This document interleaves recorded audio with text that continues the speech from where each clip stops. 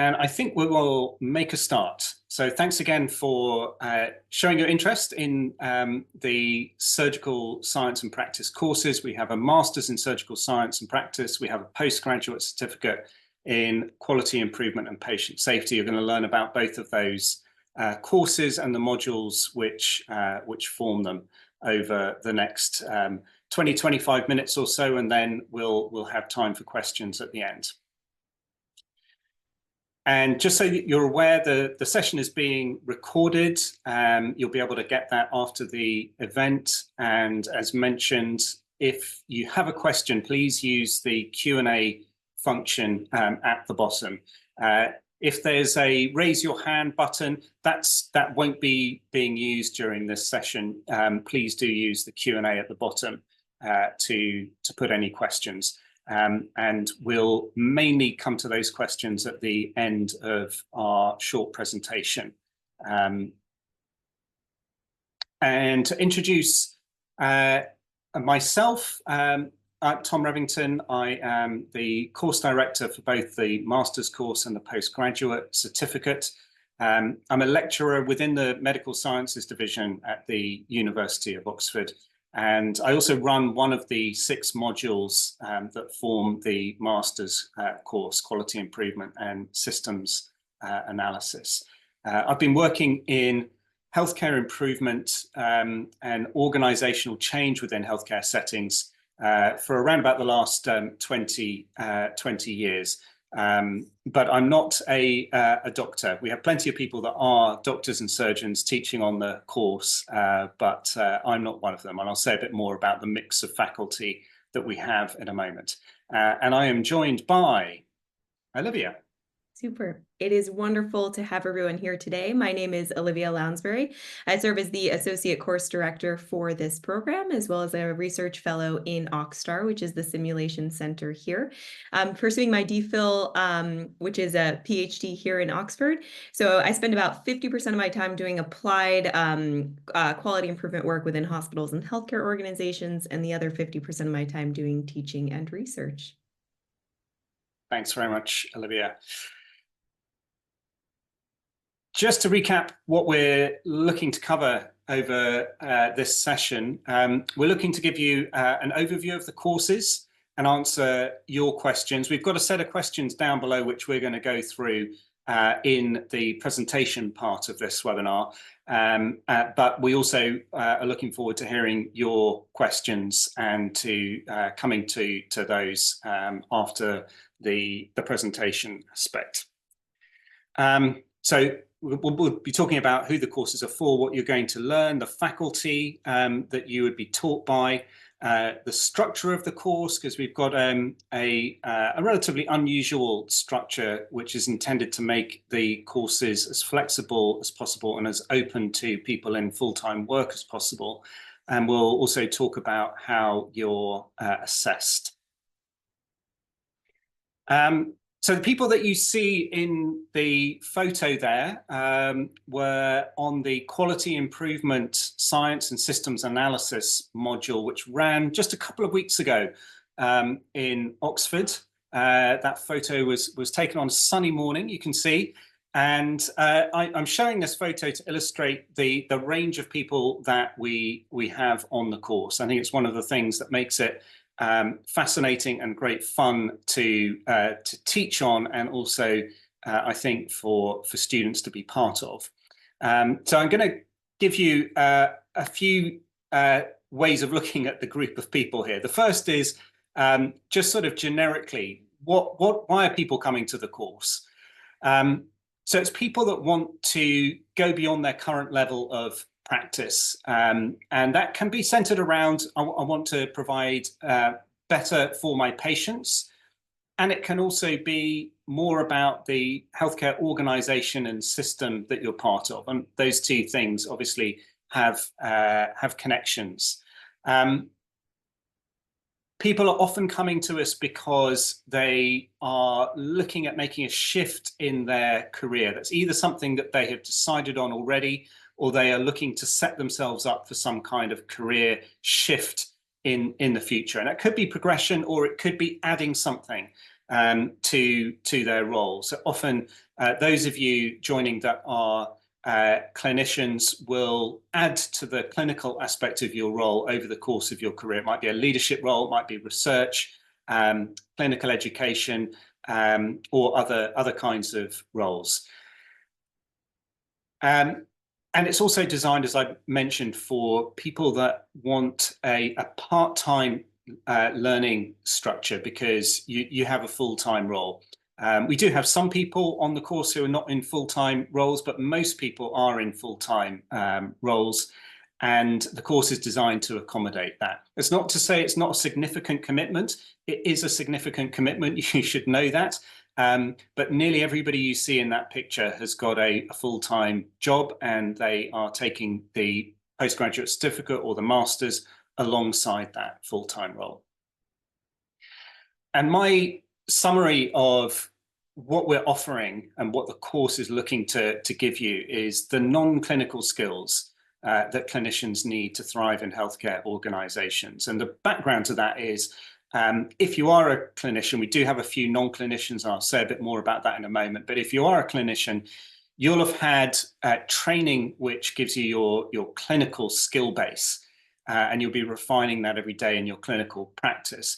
What is not covered, at least not covered in depth in most clinical training programs, are the non-clinical skills that you need, because you're not seeing a patient in isolation. It's part of a healthcare organization. The healthcare organization is part of a healthcare system.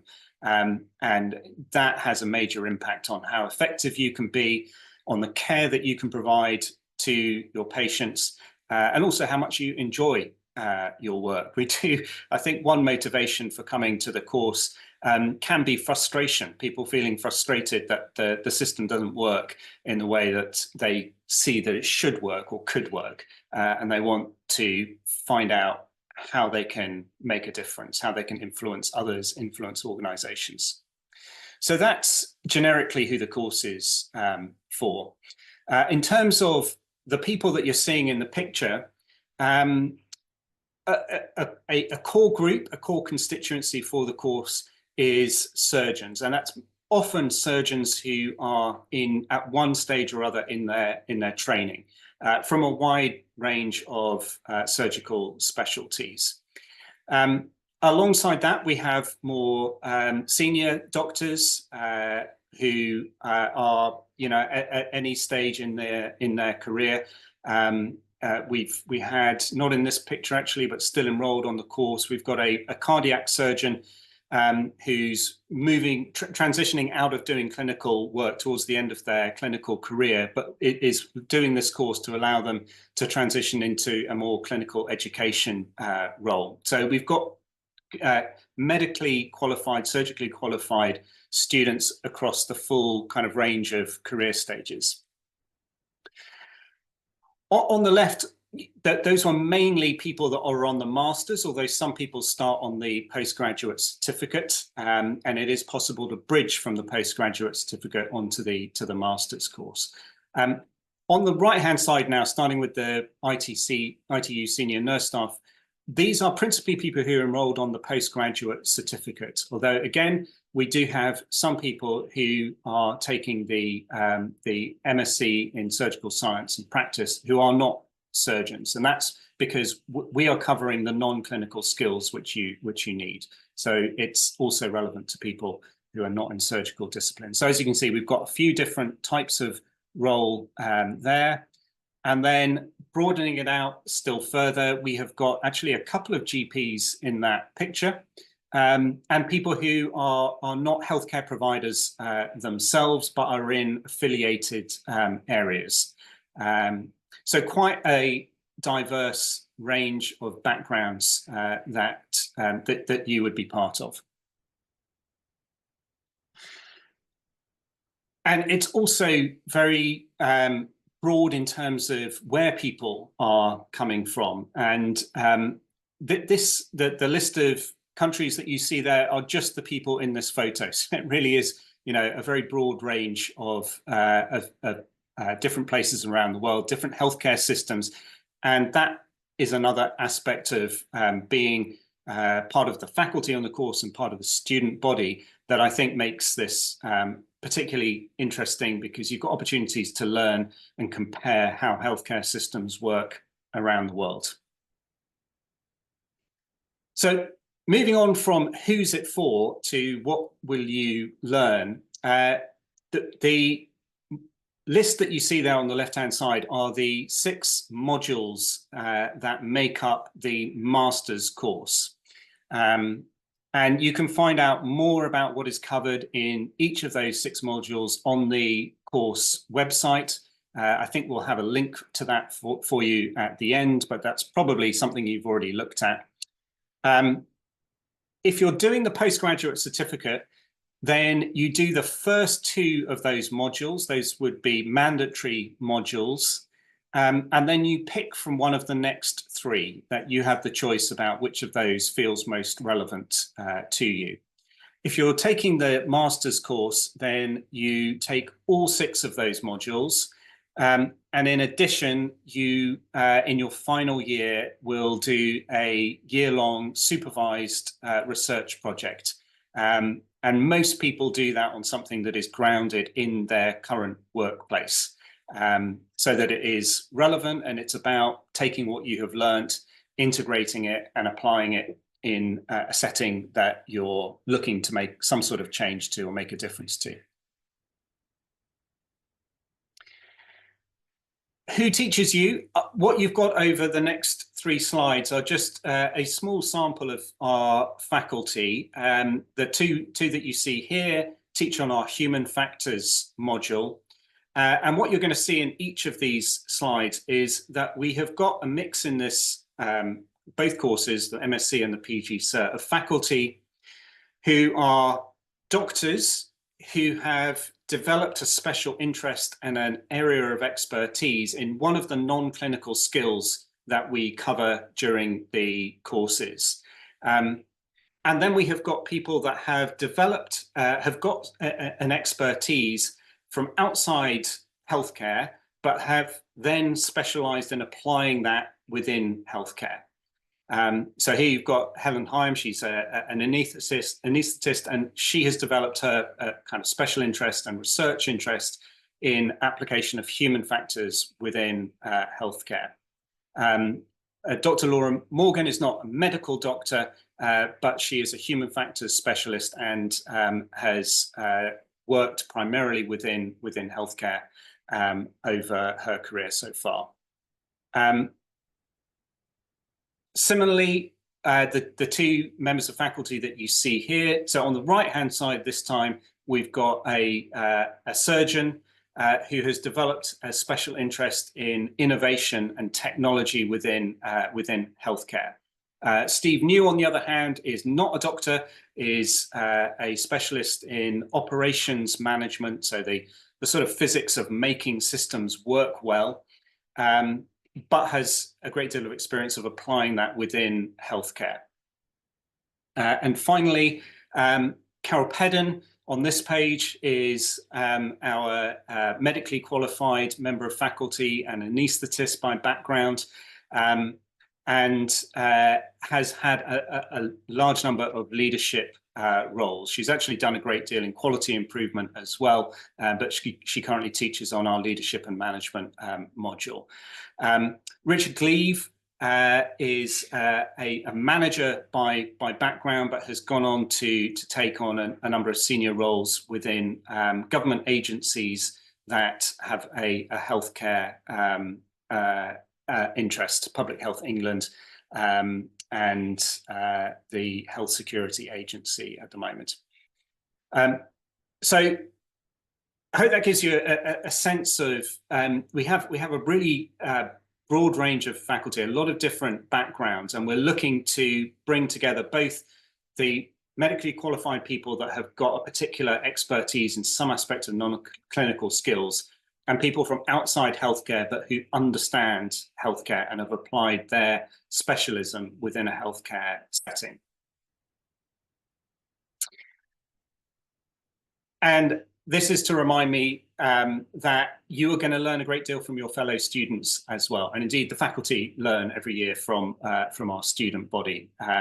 So that is an important aspect of the learning as well. And it's why, as soon as we could post-pandemic, we went back to teaching in person, because the connections that you forge as a community of learners on these programs is a big part of what you'll get from taking part. Coming on to how the course is structured and how we look to make this accessible to people who have full-time roles. Each of the 6 modules runs once each year at roughly the same time. You can see the calendar there on the page. And you can decide which module you take at what point. So most people are looking to take if you're taking the master's course, looking to take that over 2 to 3 years. So in your first year, you might take 3 of those modules, and in the second year, you might take another 3, but you can decide which one goes first based on other things that you might have in your calendar, other commitments that you have got. Most people on the postgraduate certificate would take the 3 modules that form the postgraduate certificate in 1 year, but we do have people that take it over the course of 2 years, and that's permitted. The maximum time to take it, by the way, for the PG Cert is 2 years. For the masters, the maximum time is 4 years.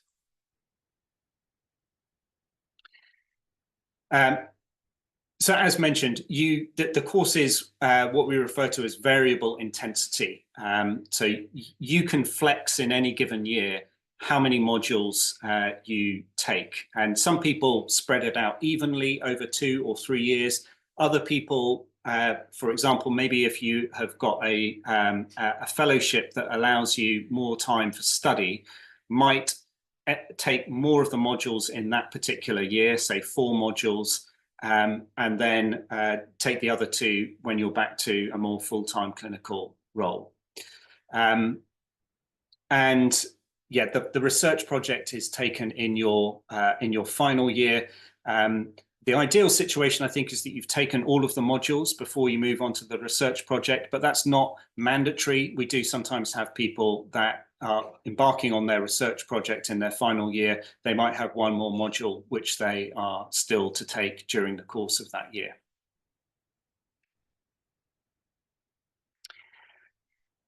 And a flavor of how each module works. So this applies to all of the modules. That the core of each module is an intensive week in person in Oxford. And that's a combination of teaching by your expert faculty. We've typically got 5, 6, 7 members of faculty who will teach you over the course of the week. But it will also be interactive. So there's group work, there are some activities where you'll develop skills, and some of the modules also have some off-site visits. In the run-up to that talk week, there will be some preparatory activities. That's mainly reading, but there might be other types of activity as well. And then following the talk week, for about 6 weeks, there's reading based on what has interested you most in the talk week, and also to support you in writing an assignment. I'll say more about that. Here, each of those assignments is a 4,000-word assignment. There are different formats, different types of question which are posed for the assignment.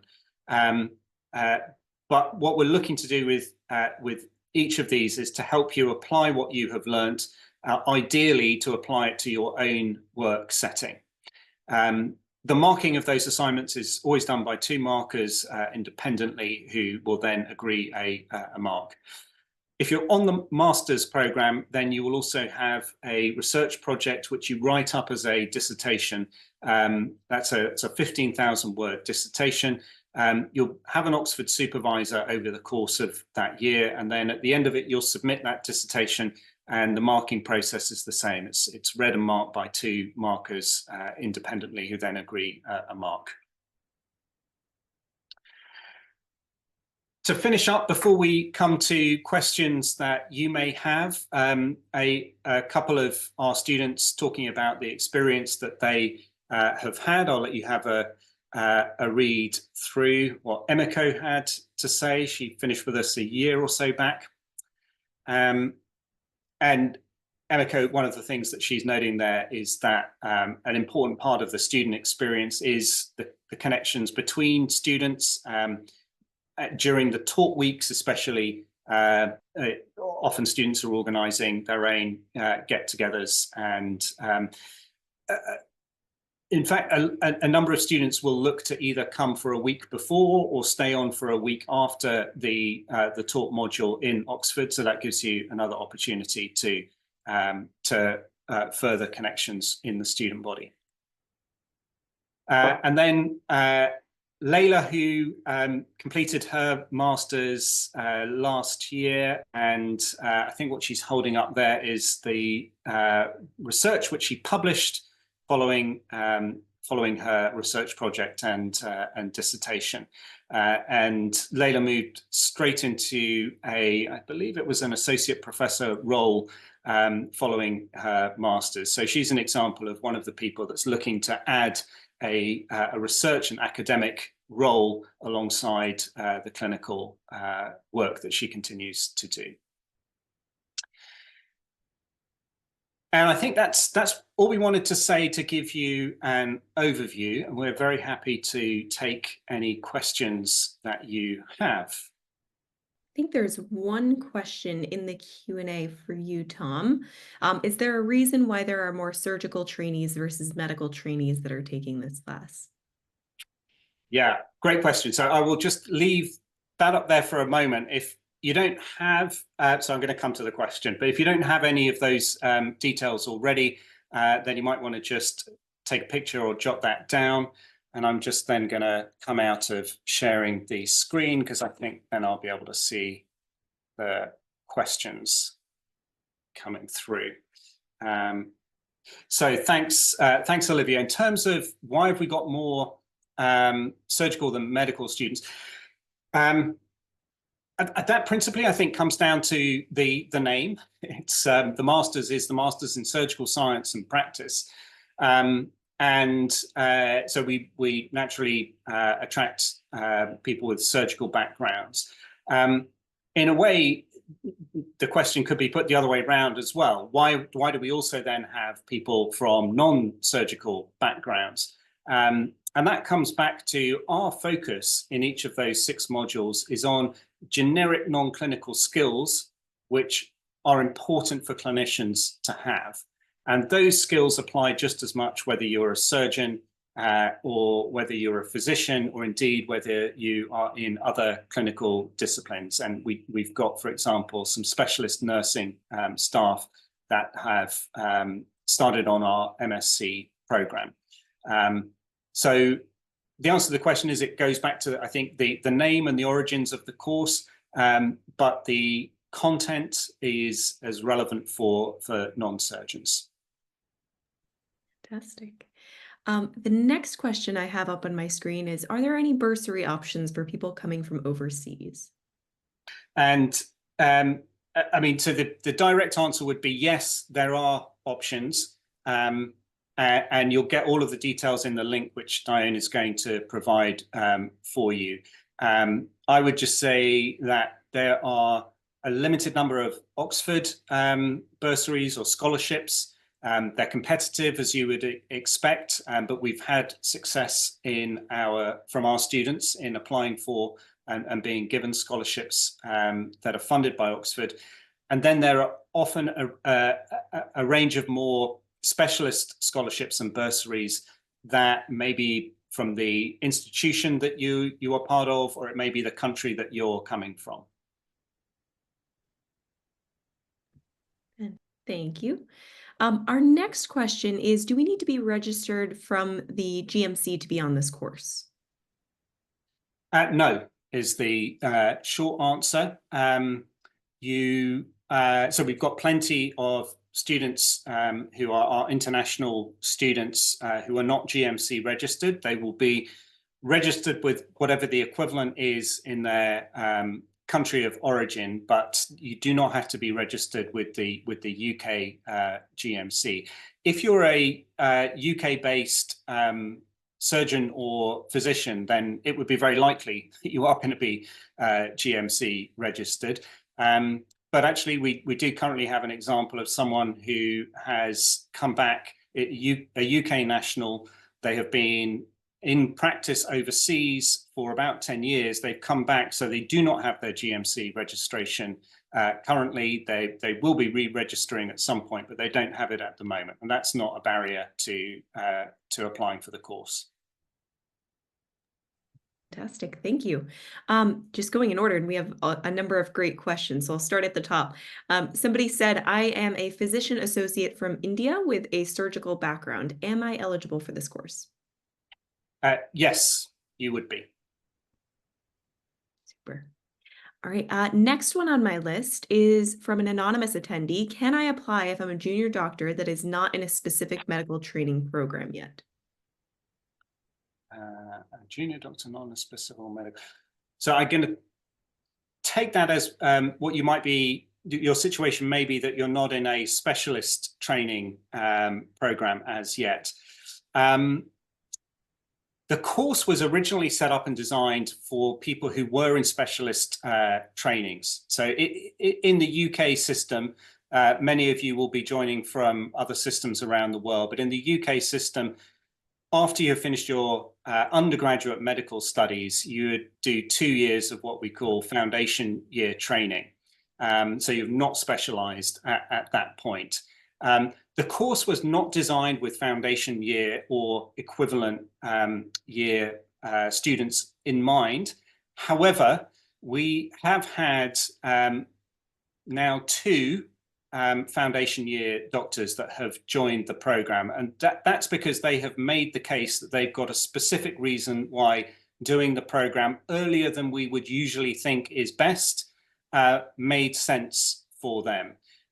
Normally we would advise against it because the program is going to make more sense and you're going to get more from it when you've spent longer in the healthcare system, and when you are in an organization for a longer period of time. Again, in the UK system, you would typically rotate something like every 4 months or 6 months between different organizations. So that can make applying some of what we cover less straightforward for you. But as I say, we have made a couple of exceptions where people in the application process have given us convincing reasons why we should make an exception. Thank you. And I think that feeds nicely into the next question I have on my list. Can I join for the course after my Bachelor of Medicine or Bachelor of Surgery degree? Although this course was not, designed with sort of FYs or equivalent in mind, it was certainly designed for folks who are, looking to make an impact in non-clinical skills and areas of expertise beyond their clinical roles. So certainly after Bachelors of Medicine, as you're, approaching those more senior level roles, would be very appropriate. Yeah, Thanks, Olivia. Exactly. So it's a similar answer, really. It's not what we encourage, but there might be particular circumstances why it makes sense for you individually. So if you do that, if you apply and you're still in the very early stages of your training, what we'd call foundation year in the UK, we're going to ask you, why wouldn't this be better for you to wait a few years, and we believe that typically you'll get more out of the course at that point. But we have been convinced a couple of times to make an exception. The next question I have on my list is, do we need only academic references or can we provide professional references? So what does the referencing program look like? Yeah, so you can provide both. Ideally, we like to have both, in fact, because typically you will have some academic background and you'll be working in a healthcare organization, so you'll likely have a professional reference as well. So we are open to both types of reference. Fantastic. Thank you. The next two questions I will take together because they're about different questions related to eligibility. So one said, I'm a nurse. Am I eligible for this course? And I'm a PharmD graduate. Am I eligible for this course? Yeah, so as a nurse, we've definitely got nurses who are on our course. We have more that will join the postgraduate certificate. We have currently one advanced nurse practitioner who's in a senior clinical governance role, who is on the master's course. So you would need to make sure that you meet the academic requirements, which are described in the on the application website. But you're certainly eligible as a nurse. That's certainly not an exclusion criteria itself. So a pharma, is this a pharma graduate? Am I eligible? So again, we have had people who have pharma backgrounds. We've got a hospital-based pharmacist who has taken the postgraduate certificate. We've got a student who again has taken the postgraduate certificate and was working for a pharmaceutical company, in fact. So I think the answer is yes. Again, you need to make sure that you're going to meet the academic requirements. Fantastic. The next question I believe might be a duplicate that we've already answered, but can I apply for the course with my MBBS degree and a few months of clinical experience? So, certainly this course is geared towards those with a little bit more of the senior experience in mind, but we would certainly ask you to sort of justify why it would be helpful to take this course now. Yeah, and it can be that if that's your situation and you're wondering, do I put in an application given that you said it's not aimed specifically at people in that very early stage of clinical training, feel free to contact our senior course administrator, Diane Brandt, and ask for a phone call with myself or Olivia, and we're happy to have an informal conversation with you about whether your reasons would be ones that we would be happy to make an exception for, or whether we would advise you to wait. A question about the course content. If I'm interested in modules that are 1 month apart, is it possible to do them in the same year, even though there's pre and post work associated with each? That's a good question, and well spotted on the logistics. It's people do it. Some of our students do this, but it can be tough. And I wouldn't advise doing it if you are in a full-time job. So for those of you that are trying to work out what's the question getting at, because of the fact that you're going to be writing an assignment for the 6 weeks following each of our modules, if you took one module in, say, October, you would still be working on and writing the assignment for that as the next one in November gets underway. So you're overlapping your modules, and then you'll find that you're potentially even overlapping the time for writing the assignments for those modules. That has worked out occasionally when students have got a completely clear calendar for some reason. They might be between jobs. That can make sense. But otherwise, I think you're overcommitting if you're trying to do that and you've got a full-time job as well. Wonderful. And one more question about eligibility for dental practitioners. Absolutely, yeah. We've had several dentists come through the course, both the well, in fact, I think only the masters, but as a dentist, absolutely, you're eligible. Those are all the questions on my end. Thanks for the rapid fire answering. Thanks, Olivia. Okay, so it looks like we have covered all of the questions that came in. So I hope you found this helpful. We, I believe, are going to have another webinar in January. Forgive me if I've got that wrong, but it's going to be in a few months' time anyway. For those of you that are progressing an application and want to find out some more detailed information, that's another opportunity. If you've got a question that hasn't been covered here, do feel free to follow up with the Senior Course Administrator. And if there are questions which need a discussion with myself or Olivia, we'll be happy to arrange that. So I think as we've been through all of the questions, I will say thank you very much for your interest in the course, and we will wish you a good evening, potentially good morning, good afternoon, wherever you are. Thanks for joining us.